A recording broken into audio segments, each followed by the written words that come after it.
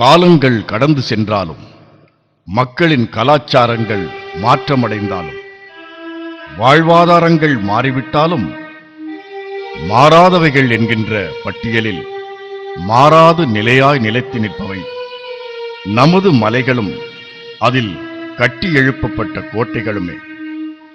ஆம், 200 ஆண்டுகளை கடந்தாலும் இக்கோட்டைகள் இன்னமும் கம்பீரமாய் நின்று நம் வேலூர் மாநகருக்கு அரணாகவும் அழகாகவும் காட்சி தருகின்றன. கடல் மட்டத்திற்கு மேல் 2000 அடி உயரத்திற்கு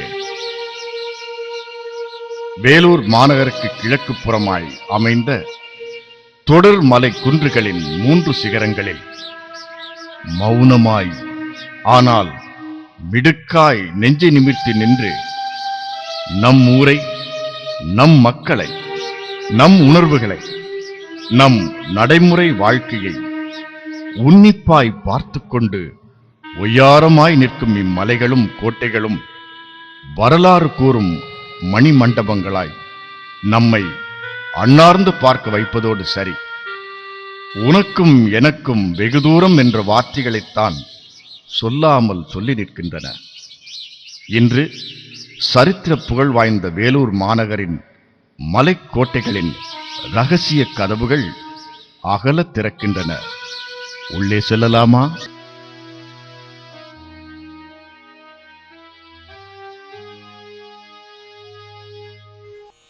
அன்பு நெஞ்சங்களே, நான் தான் வேலூர் மலைக்கோட்டை பேசுகிறேன்.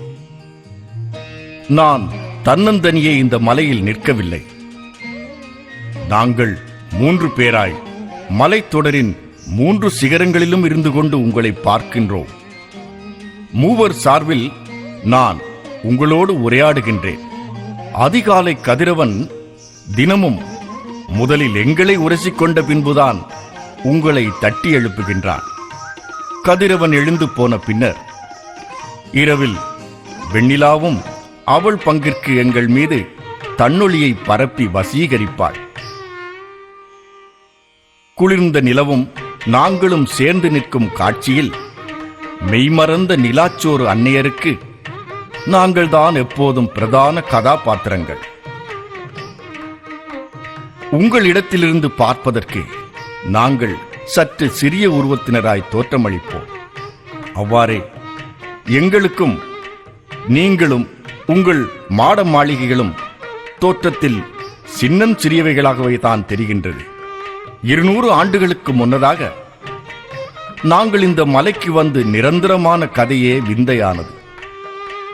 சம்புவராயர்கள், ஆற்காட்டின் குறுநில மன்னர்கள், நவாபுகள், சமணர்கள் என எங்கள் வளர்ச்சியில் பங்கு கொண்டவர்கள் பலர்.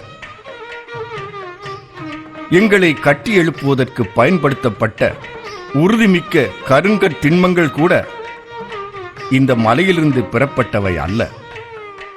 மேற்கே பள்ளிகொண்டாவிற்கு மேல் தொடர்மலையாய் காட்சியளிக்கும் கல்குன்றுகளிலிருந்து கட்டிடக் கல் வடிவங்களாய் வெட்டி எடுக்கப்பட்டு யானைகள், குதிரைகள், பொதி இழுக்கும் கோவேறு கழுதைகள் போன்ற விலங்குகளும் ஆயிரக்கணக்கான பணியாளர்களும் அயராது உழைத்ததின் பயனாக இங்கு அமைவு கண்டோம் நாங்கள். இதோ எங்களுக்கு கீழே அகழி சூழ அமைந்து அழகுடன் மிளிர்கின்ற கோட்டையையும் அங்கே கொலுவீட்டிருக்கும் ஜலகண்டேஸ்வரரையும் மட்டும்தான் நீங்கள் அறிவீர்கள். ஆனால் நாங்களோ 1566 கோட்டையை அமைத்த சின்ன பொம்மி நாயக்கர், திம்மரெட்டி நாயக்கர் மற்றும் விஜயநகர பேரரசின் சதாசிவராயர் முதல் அங்கு நிகழ்ந்தவைகளை எல்லாம் இங்கிருந்த வண்ணமே பார்த்தவர்கள் என்றதனால் சொல்கின்றோம். நம் மன்னர்கள் கையில் இருந்த போது அங்கு அனைத்தும் நிறைவாயிருந்தன. அதன் பின்னர் வந்த வெள்ளையர்களுக்கு அது அநியாயமாய் அடிமையாக்கப்பட்டது. வெள்ளையர்களின் ஆதிக்க வெறிக்குள் அடிமைகளாய் தள்ளப்பட்டனர் நம்மவர் பலர். வீரம் விளைந்த வெள்ளூர் மண்ணின் மைந்தர்கள் வெள்ளையரின் படையில் சிப்பாய்களாய் சேர்த்துக் கொள்ளப்பட்டனர். வெள்ளையர்களின் கட்டுப்பாட்டுக்குள் கட்டுண்டு போன சிப்பாய்கள் பட்ட இன்னல்களை, வேதனைகளை, அவமானங்களை, சாட்டை அடிகளை பார்த்து நெஞ்சுருகிய வேளைகள் இன்னும் எங்கள் நெஞ்சில் கற்பாறையாய் கனத்து நிற்கின்றது. ஆனாலும் நம் சிப்பாய்கள் வெள்ளையர் ஆதிக்கத்திற்கு எதிராய் வெகுண்டெழுந்த நாளை மீண்டும் நினைத்து பார்க்கும்போது மனது பூரித்து நிற்கின்றது. ஆம், அந்த ஜூலை 10ஆம் தேதியை மறந்துவிட முடியுமா? நம் சிப்பாய்கள் திட்டமிட்டபடி வெள்ளையரில் 100க்கும் மேற்பட்டோரை வீழ்த்தி வெற்றி வாகை சூடி கோட்டையில் திப்புவின் கொடியை ஏற்றிய காட்சியை நினைத்து பார்க்கும்போது மனது பெருமிதம் கொள்கிறது. கொடியை ஏற்றிய வீரன் சண்முகம் ஆனந்தத்தில் கூத்தாடினான். அந்த நாளின் மகிழ்ச்சி அதிக நேரம் நீடிக்கவில்லை. ஆற்காட்டிலிருந்து வெள்ளையர் படை என் அடிவாரம் வழியாக புழுதியை கிளப்பிக் கொண்டு கோட்டையை நோக்கி விரைந்தது. வெற்றி களிப்பில் இருந்த நம் சிப்பாய்களை வீர மரணத்துக்கு கொண்டு போனது. 5 நிமிடம் தாமதித்திருந்தோமானால் கூட எங்களை கூண்டோடு ஒழித்து கட்டியிருப்பார்கள் அந்த சிப்பாய்கள் என்று வெள்ளைக்கார தளபதி கில்லஸ்பி தன் கைகளால் எழுதிவிட்டு சென்றிருப்பது நம்மவர் வீரத்துக்கு ஓர் எடுத்துக்காட்டு. இன்றும் அவ்வரிகள் ஆவணமாய் சிப்பாய்களின் பெருமை கூறி நிற்கின்றதல்லவா?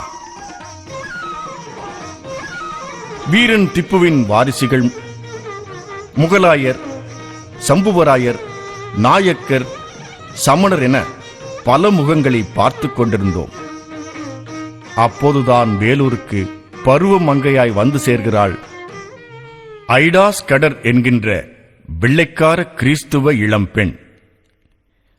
பிறர் துயர் பார்த்து நெகிழக்கூடிய மெல்லிய இதயம் கொண்ட அப்பெண் நோயுற்ற நம் மக்களுக்கு ஏதாவது ஒரு வகையில் பணி செய்ய தீர்மானித்தாள். இப்பணியை அவள் தேர்ந்தெடுக்க பல நாட்கள் மனதில் போராட்டத்தை சுமந்து பெற்றோர் சம்மதம் பெற என்று பலவற்றிற்காய் அவள் ஏகாந்தமாய் தியானத்தில் இருந்த போதெல்லாம் அவள் என்னையும் என்னை உரசி நிற்கும் முழு நிலவையும் ஏறெடுத்து பார்த்து பிறர் துயர் தீர்க்க ஏக்கப் பெருமூச்சு விட்டு அங்குமிங்குமாய் உலவிய சமயங்கள் பல உண்டு. அதன் பலனாய் அன்று போடப்பட்டதுதான் இன்று சிஎம்சி என்று அழைக்கப்படும் பிரம்மாண்டமான மருத்துவமனையின் விதை, அதன் தோற்றம் அமைந்த கதை. என்னை வந்தடைய இன்று வழியென்று எதுவுமில்லை என்கின்ற நிலையாகிவிட்டது. 1956 கோட்டை வரை வந்து செல்ல வழித்தடமும் மின்விளக்கு வசதியும் இருந்ததை நீங்கள் அறிந்திருக்க வாய்ப்பு இல்லை. அது பழைய கதை. ஆனால் இன்றைய காலகட்டத்தில் ஆண்டுக்கு ஒரு தடவை மட்டும் கார்த்திகை தீப நன்னாளில் மலையேறும் பக்தர்கள் வந்து தீபத்தை அவர்களது உடல் சக்திக்கு ஏற்ற வகையில் ஏதாவது ஒரு குன்றில் ஏற்றிவிட்டு இறங்கி விடுகிறார்கள். இது முற்றிலும் கற்களைக் கொண்டு உருவாக்கப்பட்ட நுழைவு வாயிலும் அதனுடன் இணைத்து கட்டப்பட்ட காவல் அரணுமாகும். இந்த மதிச்சுவர் 20 அடி உயரமும் 3 அடி அகலமுமாய் தெற்கு புறத்திலிருந்து ஆரம்பமாகிறது. நுழைவு பகுதியே ஒரு மாபெரும் கட்டூன்கள் தாங்கி நிற்கும் மண்டபம் போன்றது. காவலர்கள் கண்காணிப்பு பணியை இங்கிருந்து தொடங்குகின்றனர். இங்குள்ள 2 பகுதிகளில் ஒன்றில் குதிரைகள் தங்கி இளைப்பாறும் குதிரை லாயம் இருந்தது. மறுபுறம் பணியை மாற்றும் காவலர்கள் தங்கி ஓய்வெடுப்பர். நடுவாயில் இருபுறமும் உள்ள திண்ணைகள் புதியவர்கள் மற்றும் கோட்டைக்கு வருபவர்கள் உட்கார்ந்து கொள்ள வசதியாய் உருவாக்கப்பட்டது. இன்று மரங்களும் புதர்களும் அடர்ந்து கிடக்கின்றது. இது அலுவலக கட்டிடம். இங்கு தளபதி மற்றும் நிர்வாகிகள் இருந்த முக்கிய இடம்.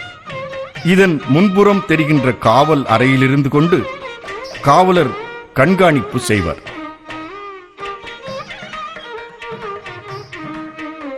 இரவு நேரங்களில் தீப்பந்தத்தை இங்கிருந்து மலையின் கீழுள்ளவர்களுக்கு தெரியும் வண்ணம் அசைத்து காட்டி தகவல்களை பரிமாறிய இடம் இது.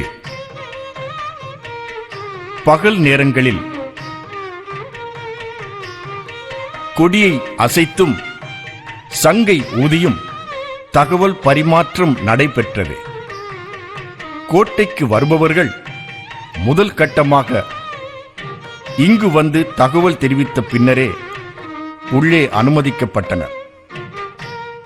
இது அன்றைய காலகட்டத்தில் மிகவும் புனிதமாக பேணப்பட்ட கோவில் பிரகாரம். கோவிலை சுற்றிலும் வேம்பு, அரசு, வில்வம் போன்ற மரங்களும், துளசி, அரளி, மல்லிகை, முல்லை போன்ற செடிகளும் இருந்தன.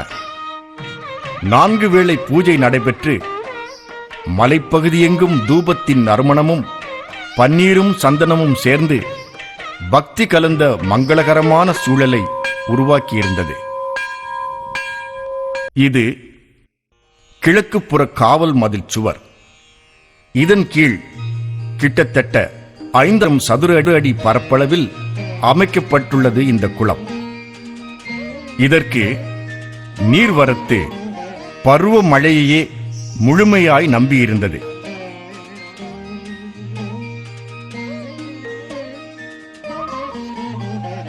மலையெங்கும் பெய்கின்ற மழை நீர் பல கால்வாய்கள் வழியே குளத்துக்கு கொண்டு வரப்பட்டது. மலையில் நடைபெறும் முக்கிய விழாக்களின் போது பெண்கள் இந்த மண்டபத்திற்கு வந்திருந்து விழாவுக்கான தங்களின் பங்களிப்பை செய்வார்கள். இதன் சுவர்கள் 3 அடி கனமும் உயரம் சுமார் 25 அடியும் கொண்டு சற்றே முகலாய சாயலை தாங்கியிருப்பது அழகாக இருக்கிறது. காவல் அரணும் அதன் தொடர்ச்சியான மதிச்சுவரும் தொடராக மேற்கு நோக்கி செல்லுகின்றது. கருங்கல்லால் உருவான மதிச்சுவர் பழைய கட்டிடக்கலை நுட்பத்தை பறைசாற்றி நிற்கிறது. கோட்டை மலையில் இருந்த நிலவறைகள் இன்று தகர்ந்து மூடப்பட்டு விட்டன. இது தகர்ந்து போன நிலவறையில் ஒரு புகுவழி. இதுவும் சுரங்க வழிக்கான ஒரு நுழைவு பகுதி. மலையில் பெய்த மழை தண்ணீர் வடிகால் வழியாக வருவதற்கு கட்டப்பட்ட மதகு வழி. மழை நீரை சேமிக்க அந்நாட்களிலேயே வழிவகைகள் செய்யப்பட்டிருந்தன. இது சுரங்கப்பாதை. இதன் தற்போதைய நீளம் சுமார் 100 அடி, அகலம் 20 அடி. மீதி பகுதி தகர்ந்து விட்டது. போர்க்காலங்களில் இங்கு வீரர்கள் பதுங்கி இருந்து தாக்குவதற்கும் பாதுகாப்பாக மக்கள் ஒளிந்து கொள்ள சிறிய சுரங்க அறையும் அதன் கூரை பகுதியில் தெற்குப்புற சாய்வில் 3 காற்றோட்ட இடைவெளியும் உள்ளது. போதிய பிராணவாயு உள்ளே வர வசதியாய் ஏற்படுத்தப்பட்டிருக்கின்றது. இது சுரங்கப்பாதையின் இன்னும் ஒரு வழி. இங்கு எப்போதும் தீப்பந்தத்துடன் ஒரு காவலாளி நின்றிருப்பார். இப்போது தகர்ந்த நிலையில் இருக்கும் வழிதான் அது. இப்பகுதி மலை மேலிருந்த மலர்வனமும் மைதானமும் அமைந்திருந்த இடம். இது உச்சிமலை. இது நான் அமைந்துள்ள மிக உயர்ந்த குன்று. ராட்சத கற்பாறைகள் சூழ அதன் மத்தியில் இருக்கின்றேன். இங்கிருந்து பார்க்கையில் கிறிஸ்தவமும் இந்து மதமும் இஸ்லாமும் இணைந்து நல்லிணக்கத்தோடு வாழும் வேலூர் தனக்கே உரிய சுறுசுறுப்போடு இயங்குவதை பார்க்கின்றேன். என்னை வந்தடைந்து விட்டீர்களா? என்னை சுற்றி நிலையாய் உறுதியாய் நிற்கும் பெரிய பெரிய கற்பாறைகள் மத்தியில் என் நுழைவு வாயில் இருக்கிறது. 2000 அடி உயரத்தில் இப்போது இருக்கின்றீர்கள். சுண்ணாம்பும் செங்கல் போன்றவற்றைக் கொண்டு கட்டி எழுப்பப்பட்ட பாதுகாப்பு மதில் சுவர். இதன் மேல் காவலர்கள் என்னை சுற்றி நடந்து ரோந்து செய்யும் வகையில் 4 அடி அகலத்தில் கட்டப்பட்டுள்ளது. நடை சற்று சறுக்கினால் கூட அதல பாதாளத்தில் தான் போய் விழ வேண்டியிருக்கும். இது அரண்மனை மகளிர் நீராடுவதற்காக மலையை குடைந்து சுரங்கப் படிக்கட்டுகள் வைத்து சுமார் 600 சதுர அடி பரப்பளவில் கருங்கல் படிகங்களால் அடித்தளம் கொண்டு சுற்றிலும் கருங்கற் சுவர் கொண்டது. இங்குதான் மகளிர் குளித்தார்கள். அவர்களது நீராடலின் போது தேய்க்கப்பட்ட மஞ்சள் சந்தனத்தின் நறுமணம் நாள் முழுவதும் காற்றில் கலந்திருக்கும். நீராடி முடித்த மங்கையர் படிக்கட்டுகள் வழியாய் மேலே வந்து பெண்களின் மாடத்துக்கு வந்து குளித்து ஈரமான கூந்தலை துவட்டி சாம்பிராணி தூபம் அகில் புகையிட்டு ஒருவித மெல்லிய நறுமணத்தை புகையாக்கி மகிழ்ந்திருப்பர். மகளிர் குளிக்கும் இந்த தடாகத்தின் படிக்கட்டுகள் அமைக்கப்பட்டுள்ள விதம் இன்றைய நவீன கட்டிடக்கலை வல்லுநர்களையே வியக்கும்படி செய்துள்ளது. நீராடும் இடத்திலிருக்கும் சுவரில் செதுக்கப்பட்டுள்ள கணபதியின் உருவம் ஆஞ்சநேயர், ஆமை, மீனின் உருவம், லிங்க வழிபாடு செய்யும் பெண்ணின் உருவம் மற்றும் மலர் சக்கரத்தின் கலை அழகு இவ்வாறு வியத்தகு சிற்ப அம்சங்களுடன் கூடிய பெண்கள் நீராடும் இடம் அமைந்துள்ளது. அகன்ற அழகான வெள்ளை கற்பாறை ஒன்றில் அழகாக குடைந்தெடுக்கப்பட்ட குளியல் தொட்டி இது. மழைநீர் இங்கு வந்து சேரும் வகையில் சாய்வாக அமைந்த பாறை குளியல் தொட்டியில் ஆடவர் நீராடி வருவர். உள்ளே நுழைந்ததும் என் உட்பகுதியில் அமைந்த கல்லால் ஆன மேடையும் சுற்றுச்சுவர்களும் மற்றும் தனி கோபுரத்தையும் காண்கின்றீர்கள் அல்லவா? இப்படியே வாருங்கள் வடக்கு புற வாயிலுக்கு. இதில் என் மனதுக்கு நிரடலான விஷயம் என்னவென்றால், என்னை கட்டி முடித்தவர்களே தங்கள் பெயரை மற்றும் குறிப்புகளையோ விட்டுச் செல்லாதபடி தன்னடக்கம் கொண்டிருந்தனர். ஆனால் இன்று என்னை பார்க்க வருபவர்கள் தங்கள் பெயர்களை பொறிப்பதிலும் மைகொண்டு எழுதுவதிலும் தத்தம் காதல் ஜோடிகளின் பெயர்களை எழுதிவிட்டு செல்கின்றதுதான்.